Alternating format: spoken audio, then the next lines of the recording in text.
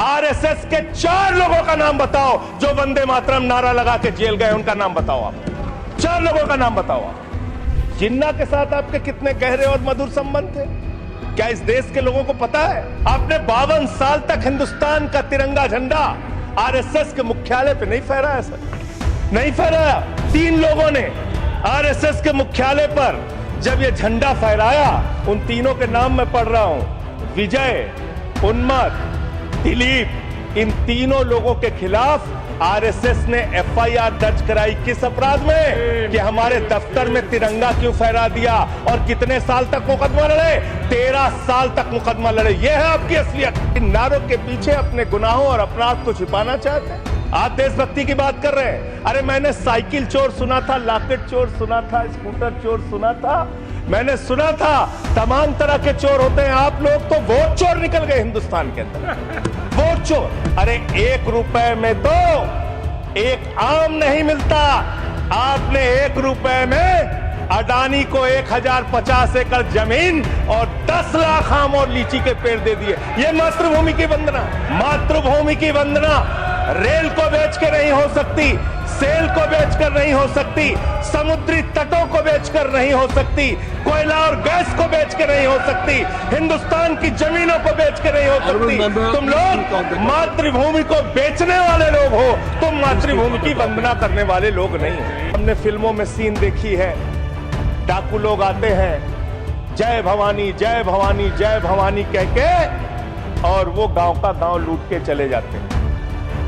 जय भवानी कह के गांव का गांव लूट के चले जाते हैं। हम इस देश के अंदर किसी भी सरकार को वंदे मातरम और भारत माता की जय लगाकर देश को लूटने की इजाजत नहीं देंगे।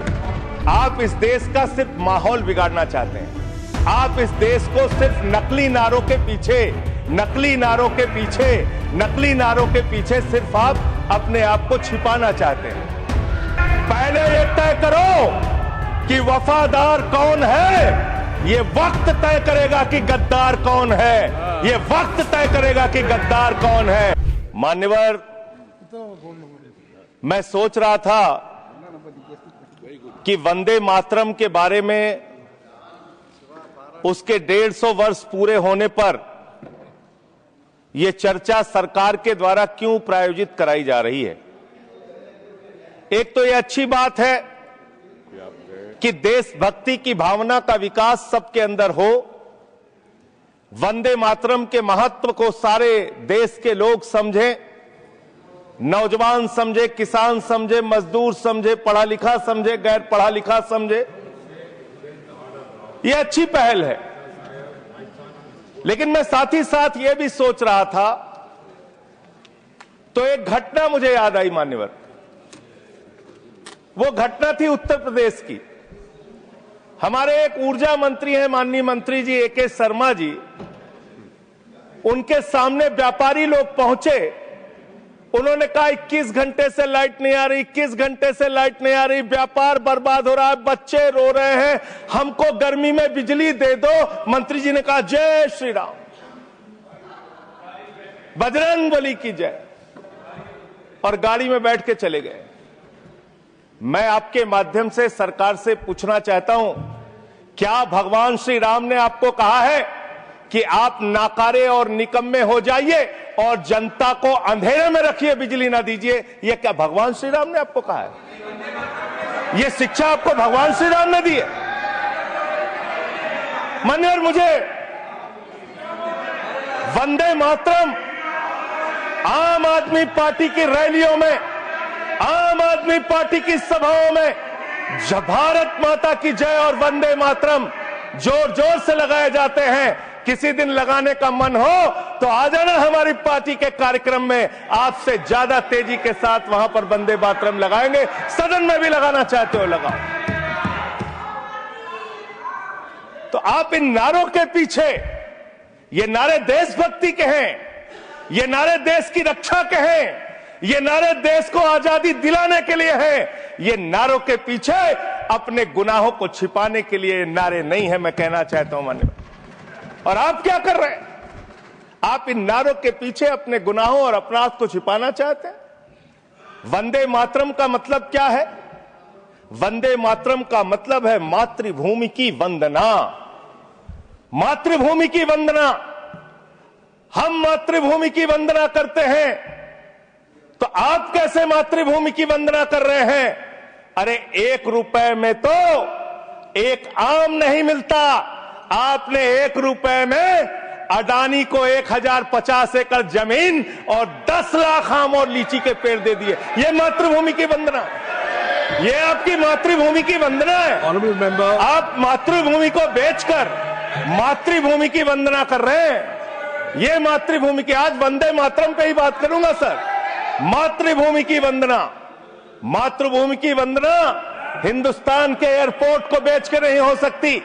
मातृभूमि की वंदना रेल को बेच के नहीं हो सकती, सेल को बेचकर नहीं हो सकती, समुद्री तटों को बेचकर नहीं हो सकती, कोयला और गैस को बेच के नहीं हो सकती, हिंदुस्तान की जमीनों को बेच के नहीं हो सकती। तुम लोग मातृभूमि को बेचने वाले लोग हो, तुम मातृभूमि की वंदना करने वाले लोग नहीं हो। मान्यवर, वंदे मातरम पे ही सुनिए। आज वंदे मातरम के अलावा कुछ बोलूंगा ही नहीं। मातृभूमि की वंदना, इस मातृभूमि की वंदना में जब यहां पे लीडर ऑफ द अपोजिशन बोल रहे थे, मान्यवर, honourable I am not yielding sir, I am not yielding sir, sir I am not yielding sir, I am not yielding sir. जब लीडर ऑफ अपोजिशन बोल रहे थे, ऑथेंटिकेट इट प्लीज देन। जब leader, sir I am not yielding, sir I am not yielding. जब यहां पे leader of opposition बोल रहे थे, नो पॉइंट ऑफ ऑर्डर, खड़गे साहब, उनके मुंह से नो पॉइंट ऑफ ऑर्डर, दलित शब्द निकल गया, दलित शब्द निकल गया। पूरी की पूरी भारतीय जनता पार्टी हाउस में खड़े होकर विरोध करने लगी। दलितों से इतना चिढ़ है आपको? क्या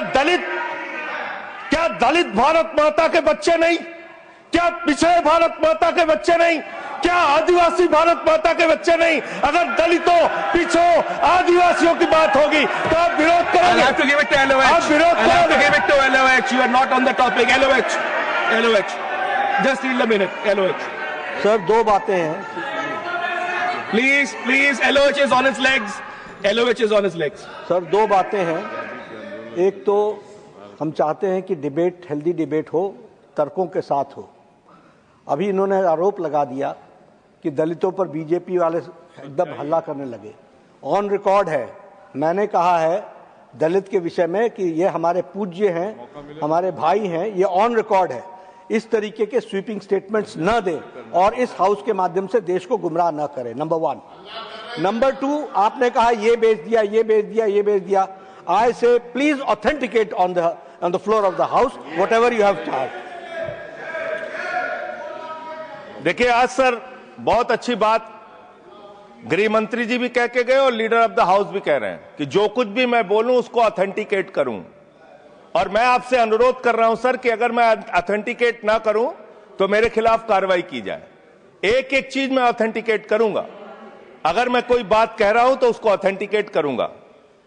दूसरी बात, शहीद खुदीराम बोस की बात हुई सर, कल उस सदन में चर्चा हुई। हिंदुस्तान के सबसे युवा क्रांतिकारी जिन्होंने फांसी के फंदे को चूमा, वंदे मातरम का नारा लगाया, शहीद खुदीराम बोस, शहीद रोशन सिंह, शहीद राजेंद्र लहड़ी, शहीद अशफाक उल्ला, शहीद राम प्रसाद बिस्मिल, शहीद प्रफुल्ल चाकी, हिंदुस्तान के तमाम क्रांतिकारियों ने जब फांसी के फंदे को चूमा, शहीद आजम भगत सिंह, शहीद सुखदेव, शहीद राजगुरु, सबने वंदे मातरम का नारा लगाया, सबने वंदे मातरम का नारा लगाया। और शहीद खुदीराम बोस को अब आप याद कर रहे होंगे, मैं पिछले 31 साल से 3 दिसंबर को शहीद खुदीराम बोस की जयंती का आयोजन करता हूं। मेरी संस्था का नाम शहीद चंद्रशेखर आजाद के नाम पे है।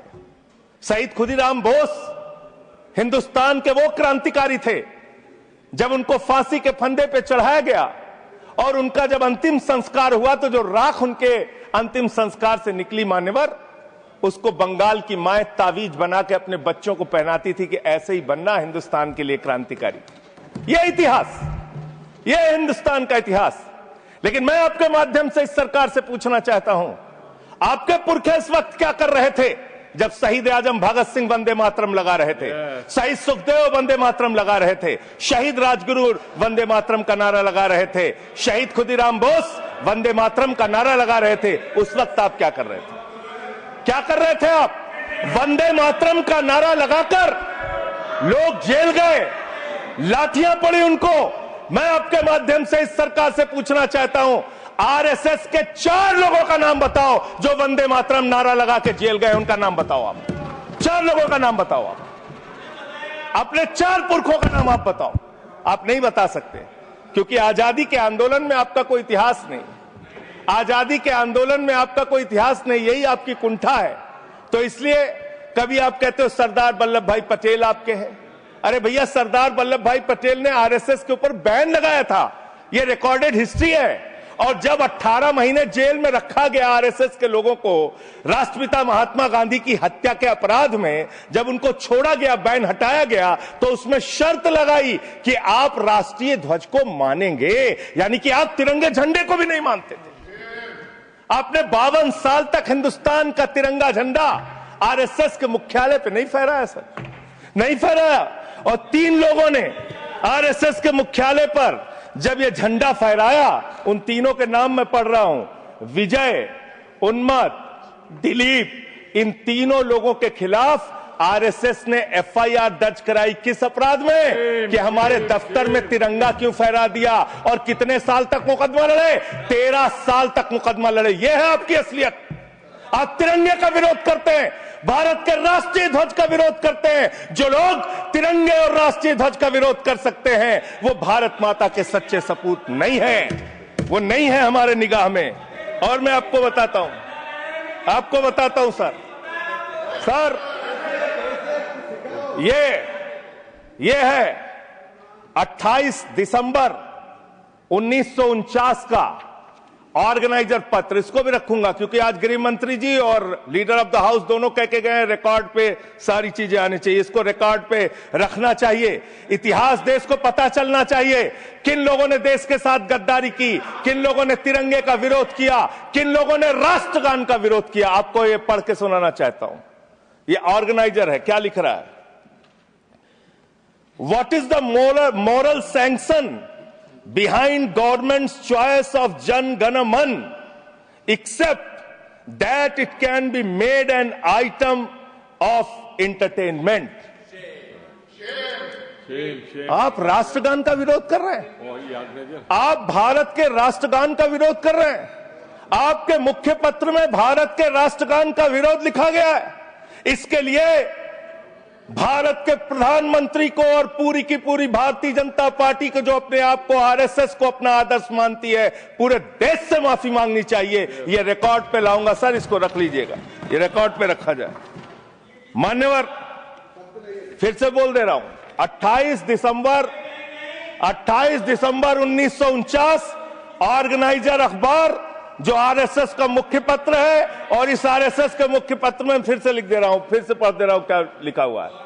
What is the moral sanction behind government's choice of Jan Gana Man? Unnecessarily it will get provoked. It can be made an item of entertainment. Please continue. ये लिखा हुआ है। Sanjay ji unnecessarily provoke. Continue. अच्छा सर, मैं आपसे ये कहना चाहता हूं कि आपने तिरंगे का विरोध किया, राष्ट्रगान का विरोध किया, वंदे मातरम आपने लगाया नहीं कभी। कोई आपका व्यक्ति देश की आजादी के आंदोलन में जेल नहीं गया कभी। आपने कोई देश के लिए, हमारे यहां अवधि में कहावत है, नाखून कटाए कि शहीद ना बना भैया। तू तो नाखूनों नहीं कटाया भैया, बिना नाखून कटाए शहीद बना चाहता है, बिना नाखून कटाए शहीद। ऐसे काम नहीं चलेगा सर। जिन्ना का भी जिक्र कल दूसरे सदन में हुआ, प्रधानमंत्री जी ने जिक्र किया। जिन्ना के साथ आपके कितने गहरे और मधुर संबंध थे, क्या इस देश के लोगों को पता है? नहीं पता, मैं बताता हूं। श्यामा प्रसाद मुखर्जी जी फजलुल हक की गवर्नमेंट में फाइनेंस मिनिस्टर थे, और फाइनेंस मिनिस्टर रहते हुए उन्होंने अंग्रेज गवर्नर को चिट्ठी लिखी थी। Shyama Prasad followed this and told Governor Herbert The administration of the Bengal province should be carried on in such a manner that in spite of the best efforts of the Congress, this Quit India movement will fail. ये चिट्ठी लिखी है। आपने भारत छोड़ो आंदोलन के खिलाफ आपके नेता, जनसंघ के पहले राष्ट्रीय अध्यक्ष और तत्कालीन गवर्नमेंट में जो वित्त मंत्री थे, उन्होंने चिट्ठी लिखी अंग्रेज गवर्नर को और कहा कि भारत छोड़ो आंदोलन जो हिंदुस्तान के क्रांतिकारियों का आंदोलन था, जो देश की आजादी का आंदोलन था, वो आंदोलन कुचल देना चाहिए, खत्म कर देना चाहिए। ये है रिकॉर्डेड हिस्ट्री आपकी। ये आपको आपके बारे में पूरे देश को पता रहना चाहिए। अब जिन्ना, हाँ, इसको भी सभा के पटल पर रखूंगा। जिन्ना और आपके रिश्ते क्या थे? कितने मधुर रिश्ते थे। एक राज्य में सरकार नहीं बनाई मान्यवर इन्होंने। नॉर्थ वेस्ट फ्रंटियर, सिंध प्रांत और फजलुल हक की गवर्नमेंट। फजलुल हक वो शख्स है जो पाकिस्तान बनने के बाद वहां की सरकार का गृह मंत्री बना। आपके रिश्ते उन लोगों के साथ थे। ये देश को पता होना चाहिए। इसलिए आप किसी को भी देशभक्ति का प्रमाण पत्र बांटने का काम मत कीजिए। आप वंदे मातरम लगाने का काम कर रहे हैं और देश की सुरक्षा के साथ खिलवाड़ कर रहे हैं।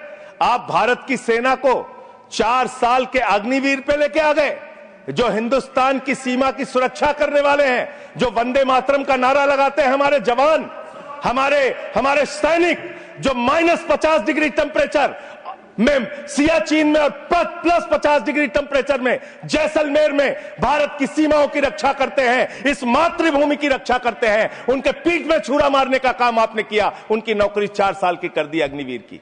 आपको मातृभूमि से प्यार है, आप देशभक्ति की बात करेंगे।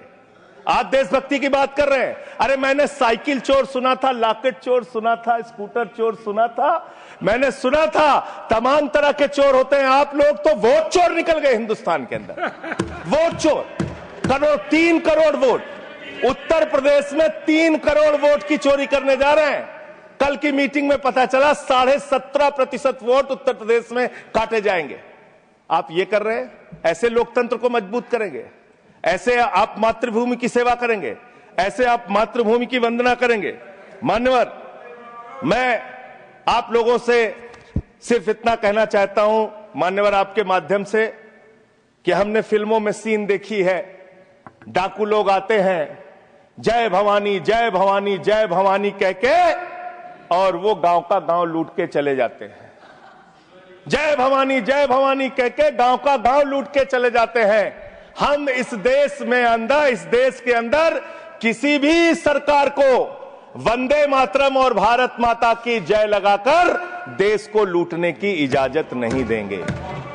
वंदे मातरम लगाएंगे, भारत माता की जय लगाएंगे, जय हिंद भी कहेंगे, राष्ट्रगान भी कहेंगे, वंदे मातरम भी गाएंगे, लेकिन देश के साथ गद्दारी और धोखेबाजी नहीं करने देंगे।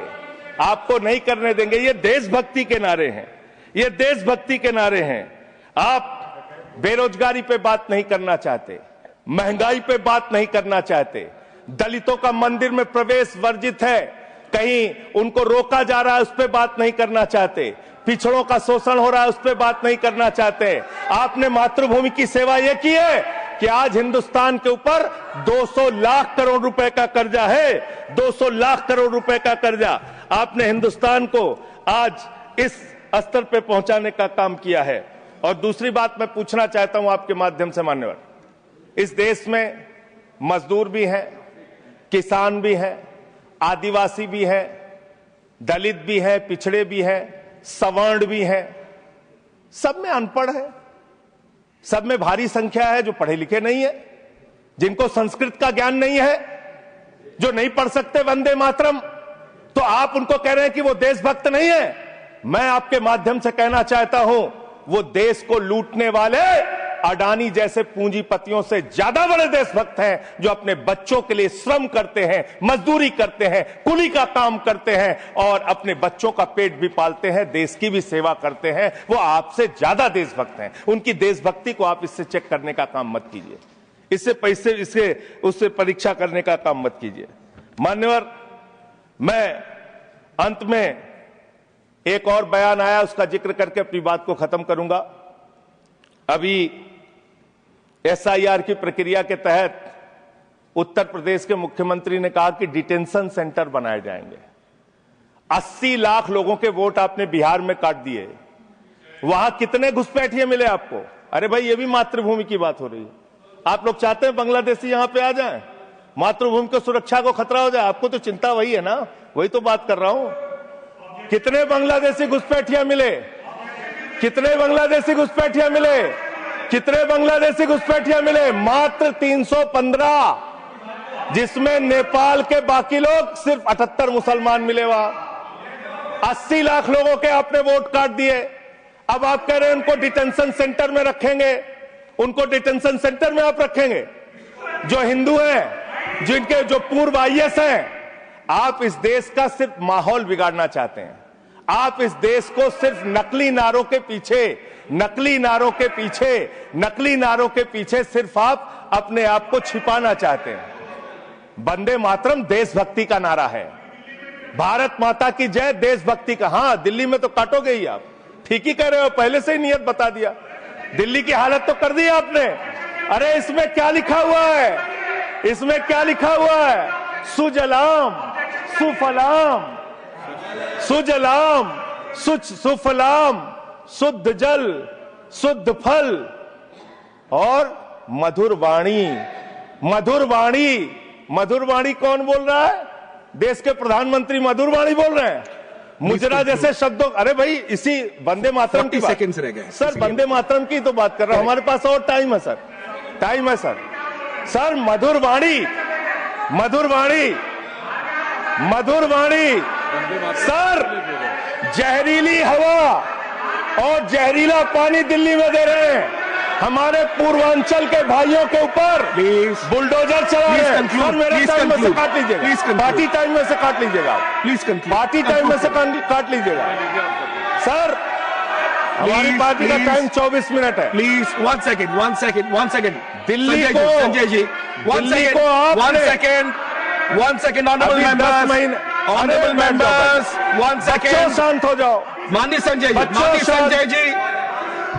संजय जी, कंक्लूड करिए, आपका समय खत्म हो रहा है। सर 24 मिनट मेरा टाइम है, प्लीज। मैं अपने माननीय Neeraj ji, please, he is concluding, please conclude.